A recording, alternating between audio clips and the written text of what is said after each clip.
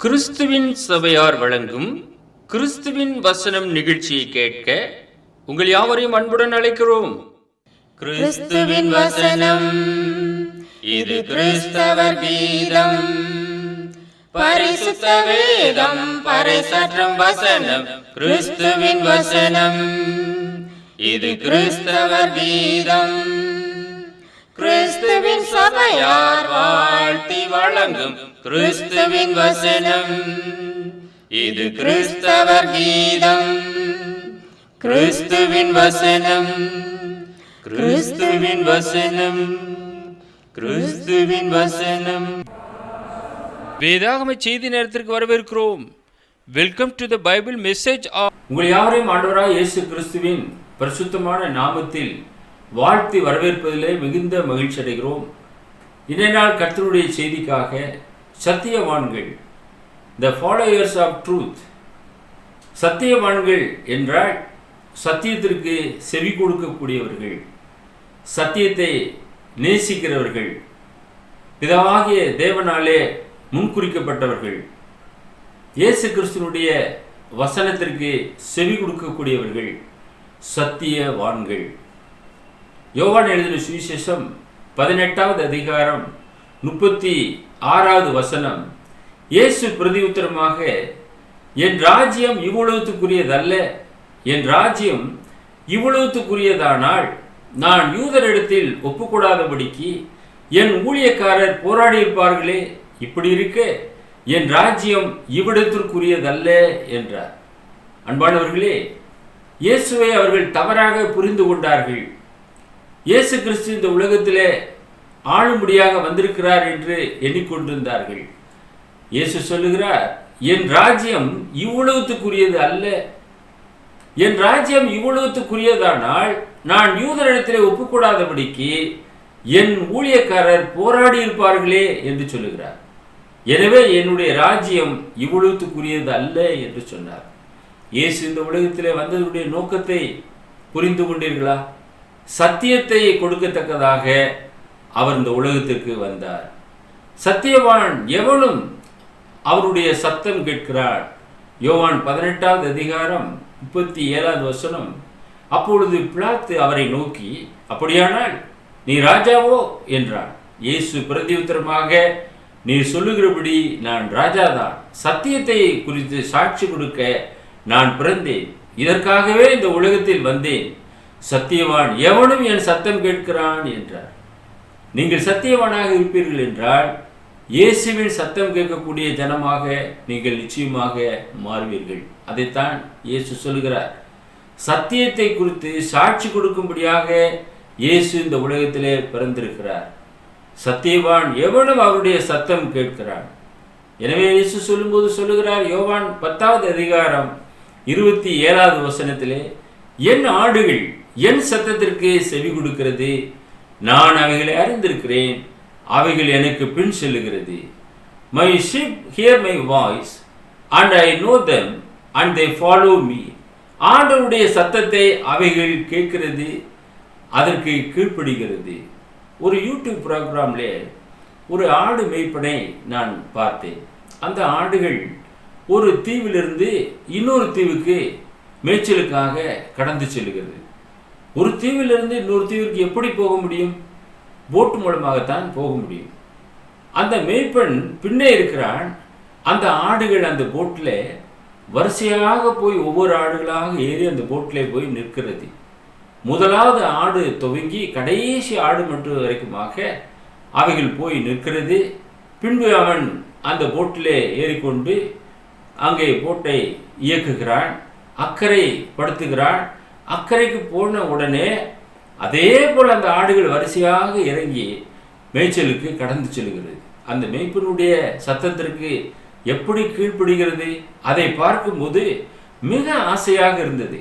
எவ்விதமாக இந்த ஆடுகள், வாய் திறவாத இந்த ஆடுகள் மேய்ப்பனுடைய சத்தத்திற்கு செவி கொடுக்கிறது?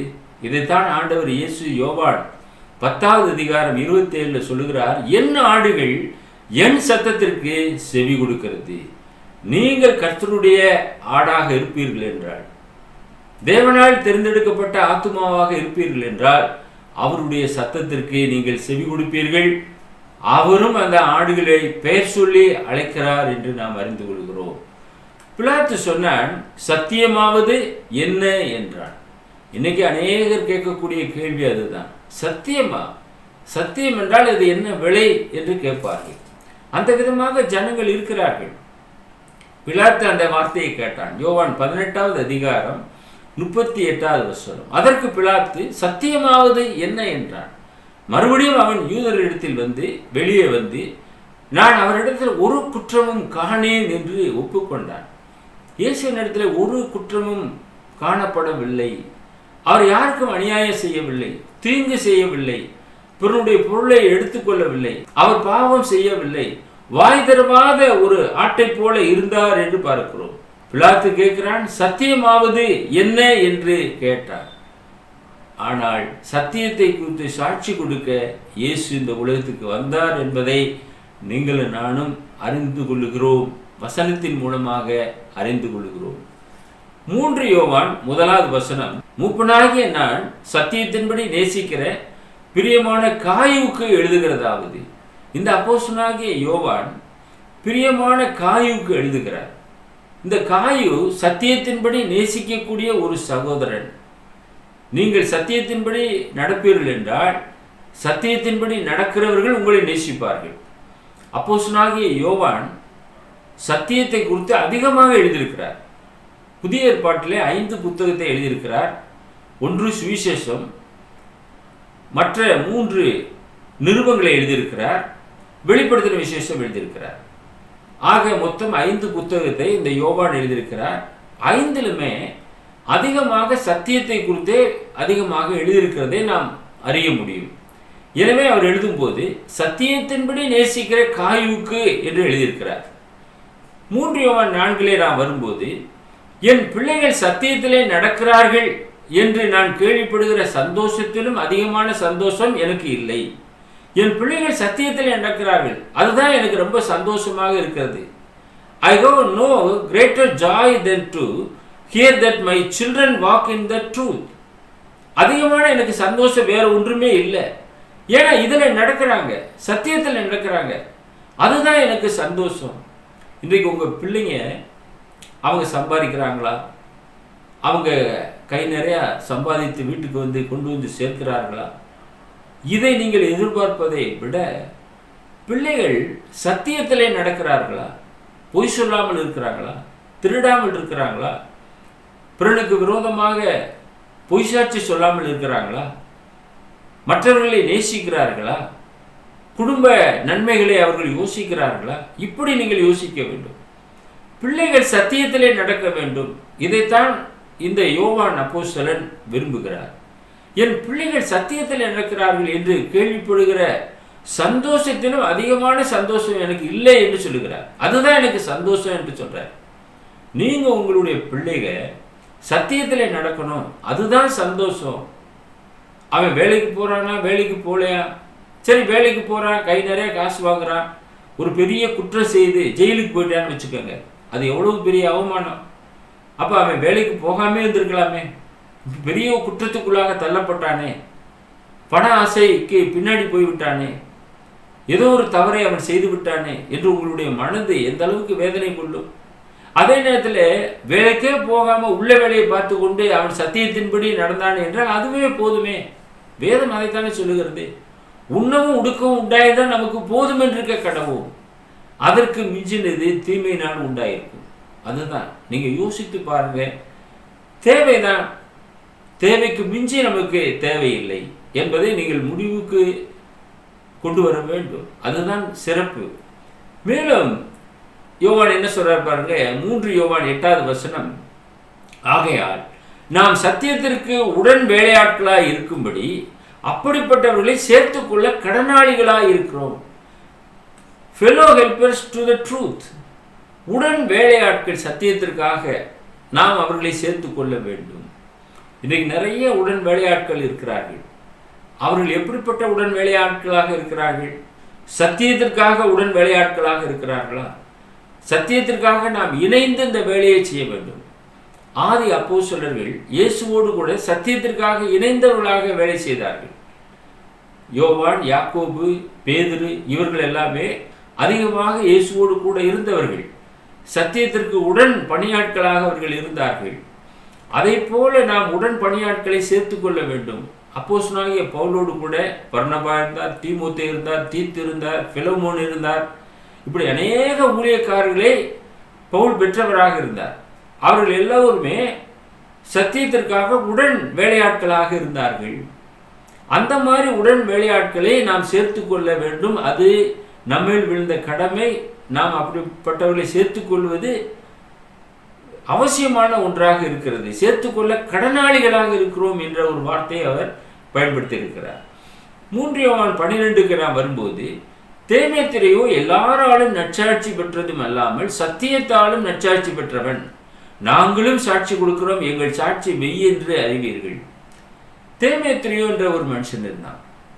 அவன் எல்லாராலும் நற்சாட்சி பெற்றவனாக இருந்தான். எல்லாராலும் நற்சாட்சி பெறுவது என்பது கூடாத காரியம்.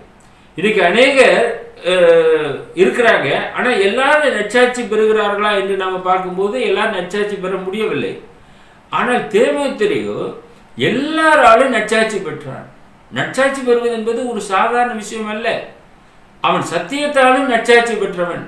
நாங்களும் சாட்சி கொடுக்கிறோம், எங்கள் சாட்சி மெய் என்று அறிவீர்கள். அப்போஸ்தலர்களும் அவனை குறித்து சாட்சி கொடுத்திருக்கிறார்கள். என்ன விதமான சாட்சி? அவன் சத்தியத்திற்கு உண்மையாக இருக்கிறான் என்ற ஒரு சாட்சி. நம்மை குறித்து நாமே சாட்சி சொல்ல முடியாது.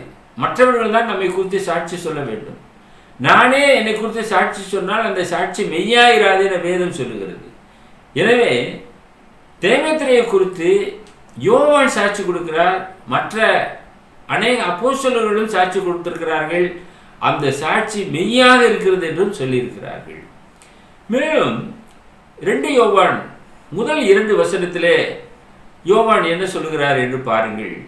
நமக்குள் நிலை நிற்கிறதும் என்றென்றைக்கும் நம்மோடு இருப்பதுமாகிய சத்தியத்தின் நிமித்தம் நான் மாத்திரமல்ல, சத்தியத்தை அறிந்திருக்கிற யாவரும் சத்தியத்தின்படி நேசித்திருக்கிறவளும் தெரிந்து கொள்ளப்பட்டவளுமாகிய அம்மாளுக்கும் அவளுடைய பிள்ளைகளுக்கும் மூப்பனாகிய நான் எழுதுகிறதாவது.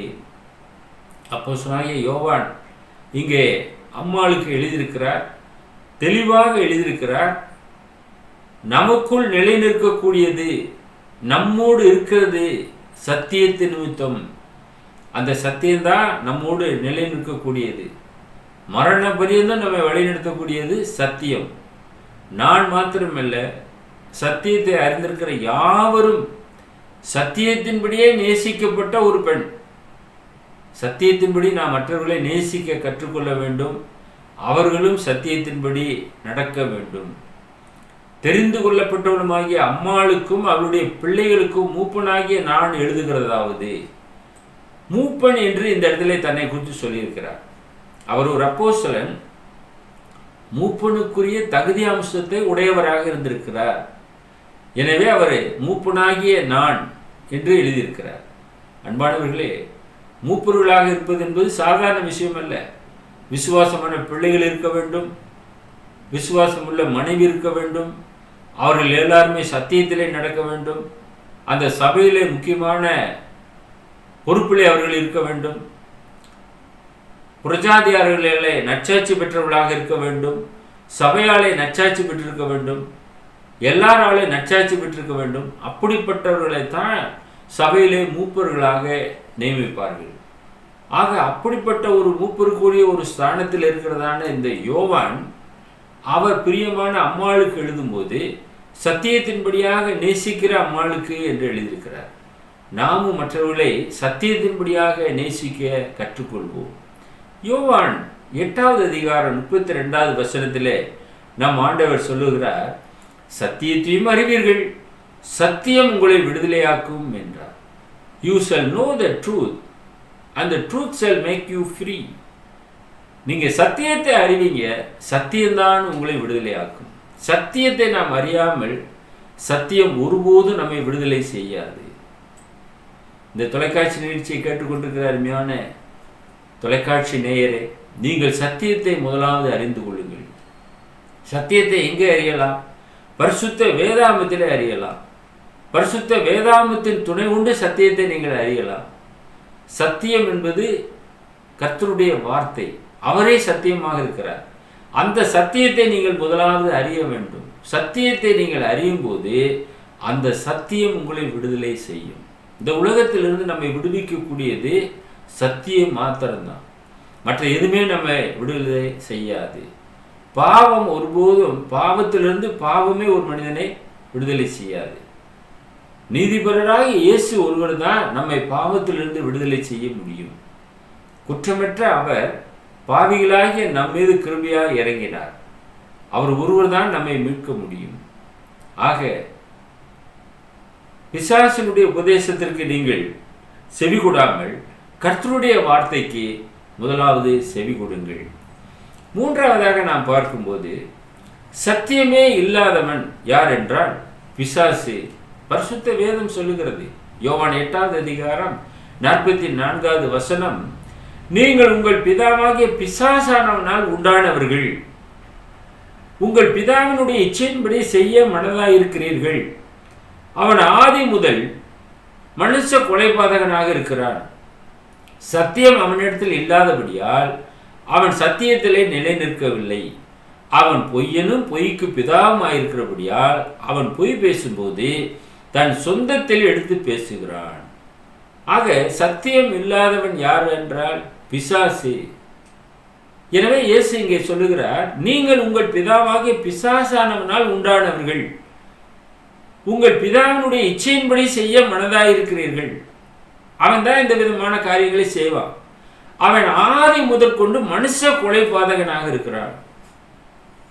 அதாவது தவறை செய்யக்கூடியவன், தவறை செய்கிறவர்களை தூண்டக்கூடியவன், இதான் அவனுடைய வேலை. அவன் ஆதி முதலாக இந்த வேலையை செய்து கொண்டு வருகிறான். சத்தியம் அவனிடத்திலே இல்லை. பிசாசினிடத்திலே சத்தியம் இல்லை என்று வேதம் சொல்லுகிறது. அவன் சத்தியத்திலே நிலை நிற்கவும் இல்லை. அவன் பொய்யிலே தான் நிலை நிற்பான். அவன் பொய்யனும் பொய்க்கு பிதாவுமாயிருக்கிறபடியா அவன் பொய் பேசும்போது தன் சொந்தத்தில் எடுத்து பேசுகிறான், சொந்த காரியத்தை சொல்லுவான். நம்முடைய ஆண்டவராக இயேசு கிறிஸ்து சுயமாக ஒன்றுமே பேசவில்லை என்று சொன்னார்.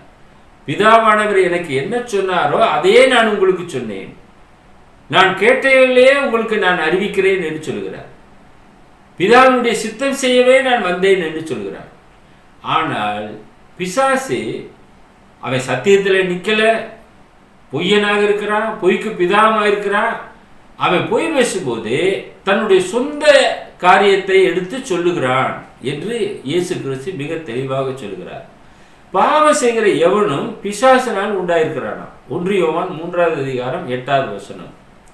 பாவம் செய்கிறவன் பிசாசினால் உண்டாயிருக்கிறான், ஏனெனில் பிசாசானவன் ஆதி முதலாக பாவம் செய்கிறான். பிசாசினுடைய கிரியைகளை அழிக்கும்படிக்கே தேவனுடைய குமாரன் வெளிப்பட்டார். இந்த உலகத்திலே ஒரு மனிதன் பாவத்திலே நீடித்திருக்கிறான் என்றால் அவன் பிசாசினால் உண்டாயிருக்கிறான் என்று வேதம் சொல்லுகிறது. ஏனெனில் பிசாசானவன் ஆதி முதலாக பாவம் செய்கிறான். அவன் நேற்று இன்றல்ல, இந்த உலகம் உண்டானதிலிருந்து அவன் பாவம் செய்து கொண்டேதான் இருக்கிறான். ஆதாம் ஏவாள் மத்தியிலே இச்சையை தூண்டினான். ஏவாளோ இச்சித்து பிசாசினுடைய ஆலோசனைக்கு கீழ்ப்படிந்து விளக்கப்பட்ட கனியை பறித்து புசித்து பாவத்துக்குள்ளானாள். இது முதலாவது நடந்த ஒரு நிகழ்வு. ஆக முதலாவது தேவனுடைய பிள்ளைகளாக இருக்கக்கூடிய அந்த ஆதாம் ஏவாளை ஏமாற்றினவன் இந்த பிசாசு. பொய் பேசும்போது தன்னுடைய சொந்தத்திலே எடுத்து பொய் பேசினான்.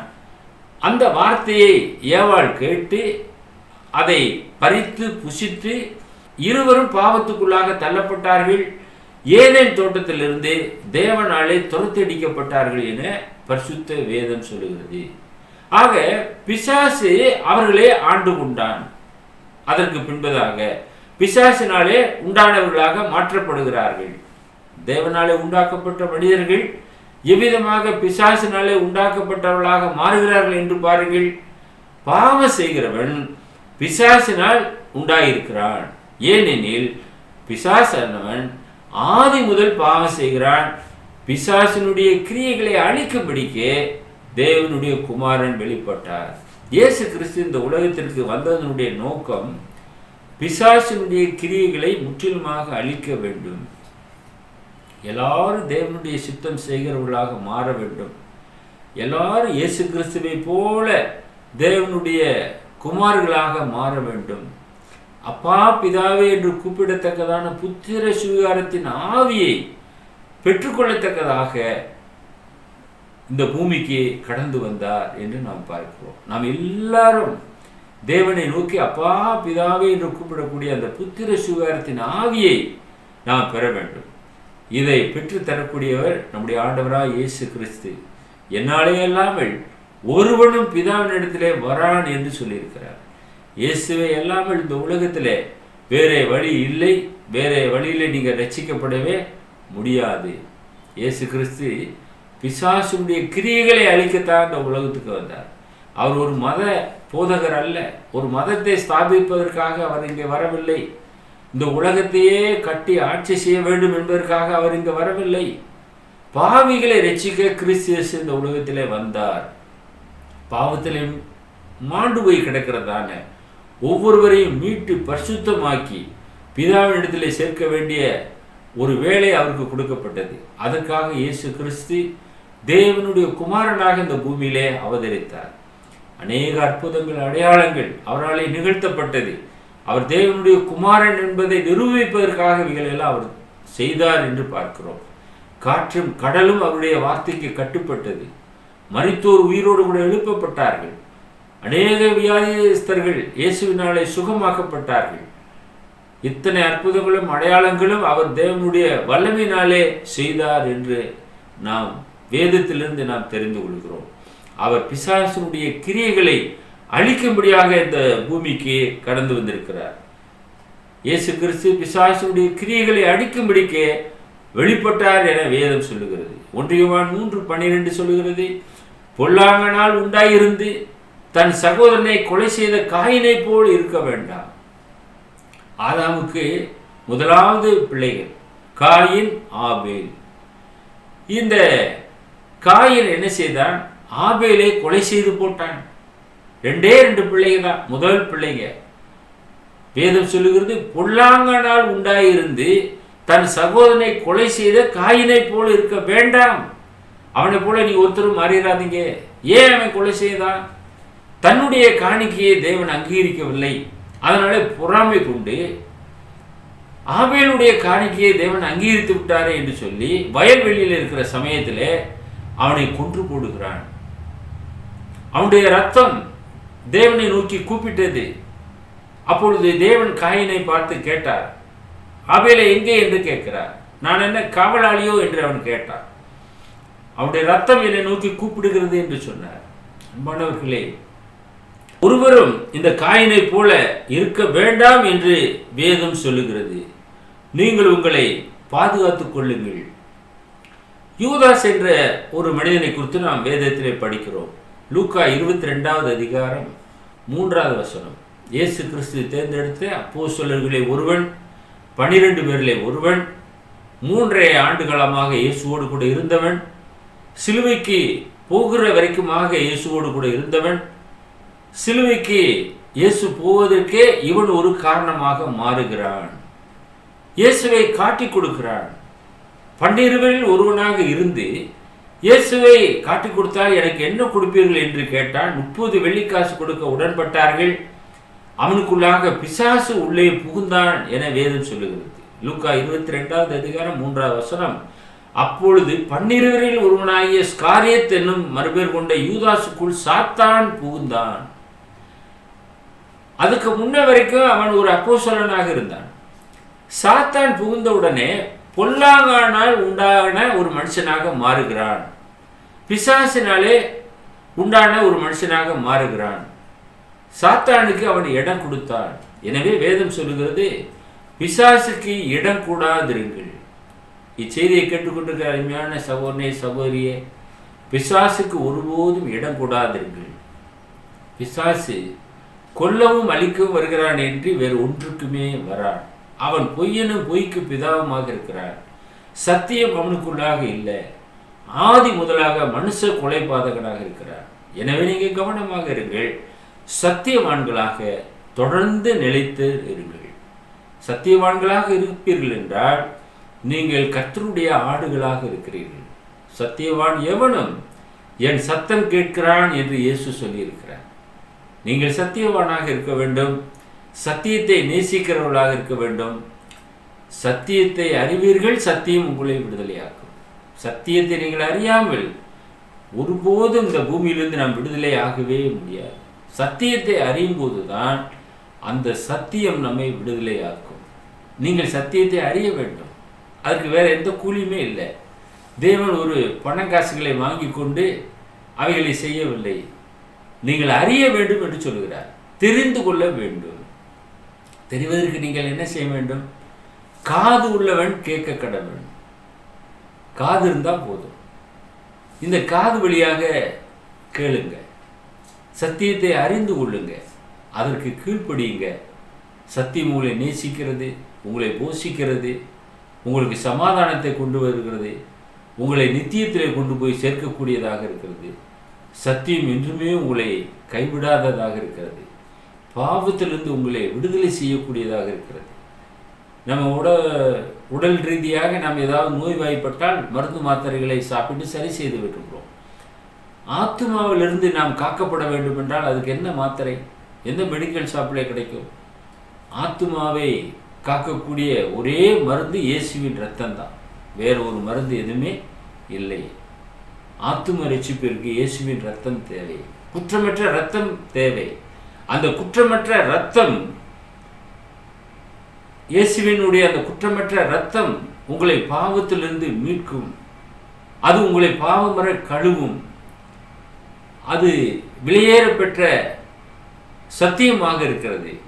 அந்த சத்தியத்தை அறிந்து கொள்ளுங்கள், அந்த சத்தியம் உங்களை விடுதலையாக்கும். இந்த செய்தி உங்களுக்கு பிரயோஜனமாக இருந்திருக்கும் என்று நாங்கள் நம்புகிறோம். தொடர்ந்து வேதாம சத்தியத்திற்கு நீங்கள் செவி கொடுங்கள், வேத வாக்கியங்களை ஆராய்ந்து கற்றுக்கொள்ளுங்கள். அதன் மூலமாக கர்த்தருடைய சத்தியத்தை இன்னும் அதிகமாக அறிந்து கொள்வதற்கு உங்களுக்கு பிரயோஜனமாக இருக்கும். அப்போஸ்தலனாகிய யோவான் சத்தியத்தின்படி நேசிக்கப்பட்ட அருமையான காயுவுக்கு எழுதினார், அம்மாளுக்கு எழுதினார். அந்த மாதிரி உடன் வேலையாட்களை நாம் சேர்த்துக்கொள்ள கடனாளிகளாக இருக்க வேண்டும் என்று எழுதியிருக்கிறார். எனவே நீங்களும் நானும் கூட சத்தியத்தை நாம் நேசிக்க வேண்டும், சத்தியத்திற்கு உடன் வேலையாட்களை நாம் ஏற்படுத்தி கொள்ள வேண்டும். இந்த சத்தியம் தொடர்ந்து நடைபெற வேண்டும், கட்டப்பட வேண்டும், மற்றவர்களுக்கு அறிவிக்க வேண்டும். அது நம்மில் விழுந்த கடமையாக இருக்கிறது. சத்தியத்திற்கு செவி கொடுங்கள், சத்தியம் உங்களை ஆளட்டும். உங்களுக்காக நாங்கள் ஜெபம் செய்கிறோம். எங்களை நேசித்து வழிநடத்துகிற பரலோகத்தின் பிதாவே, நன்றி உள்ள இருதயத்தோடு நாங்கள் இவை துதிக்கிறோம், ஸ்தோத்தரிக்கிறோம். சத்தியவான் எவனும் என் சத்தம் கேட்கிறான் என்று இயேசு சொன்ன வார்த்தையை நாங்கள் உள்வாங்கி கொண்டோம். நாங்கள் அவருடைய ஆடுகளாக இருந்து அவருடைய வார்த்தைக்கு கீழ்ப்படிந்து தொடர்ந்து சத்தியத்தின்படியாக நடந்து நித்திய ஜீவனை உடைய சமூகத்தில் பெற்றுக்கொள்ளத்தக்கதாக தேவன் தாமே எங்கள் ஒவ்வொருவரையும் கரம் பிடித்து வழிநடத்த வேண்டுமாய் இயேசுவின் வெளியேற பெற்ற நாமத்தில் இந்த ஜெபத்தை தாழ்மையோடு ஏறெடுக்கிறோம் எங்கள் பரலோகத்தின் பிதாவே, ஆமேன்.